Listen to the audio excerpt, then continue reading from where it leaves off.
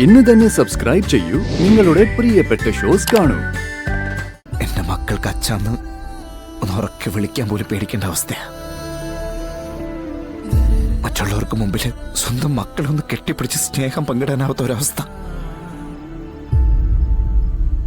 താൻ പറഞ്ഞത് ശരിയാ. എന്റെ ജീവിതം ഞാനായിട്ട് തന്നെ ഇല്ലണ്ടാക്കിയ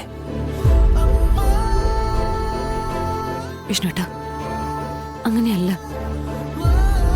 നമ്മുടെ ജീവിതം ഈ രീതിയിലായി പോയതിന് വിഷ്ണുവേട്ടൻ മാത്രമല്ല കുറ്റക്കാരൻ. ഞാനും എന്റെ കുടുംബവും എല്ലാവരും ഉണ്ട്.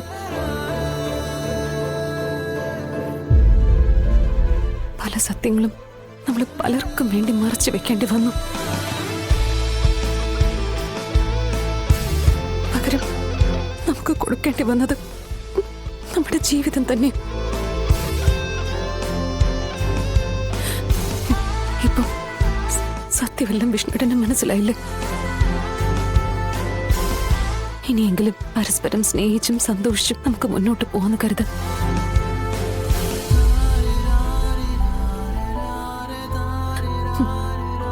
അങ്ങനെ സമാധാനിക്കും. അതിനൊരു കാര്യം കൂടി വേണം. എന്താ?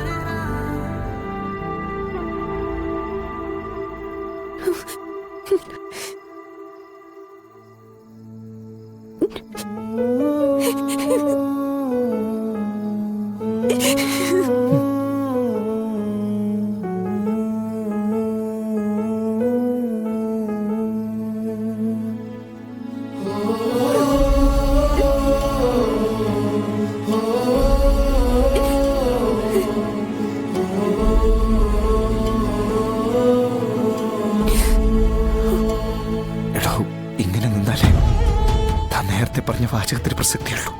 എന്നെങ്കിലും നമ്മൾ സ്നേഹിച്ചും സന്തോഷിച്ചും മുന്നോട്ട് പോകും.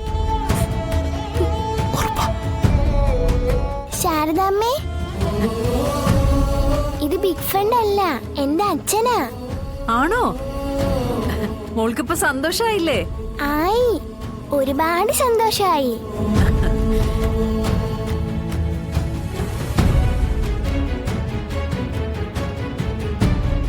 ആഹാ, ഇവിടെ ഒന്ന് നിൽക്കുവാണോ?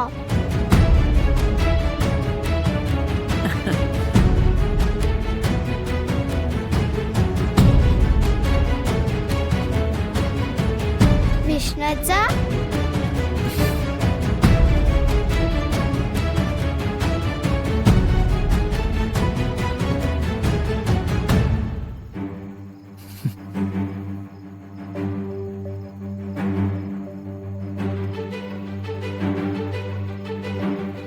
മക്കളെ,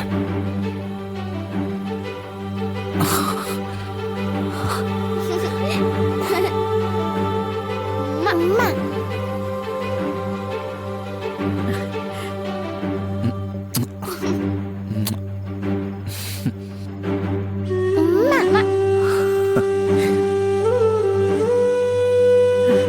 ഈശ്വരാ,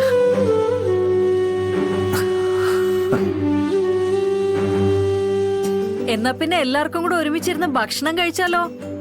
അത് പിന്നെ ഒരിക്കലാവട്ടെ ശാരദാമ്മ. ഇപ്പൊ ഒരുപാട് വൈകി.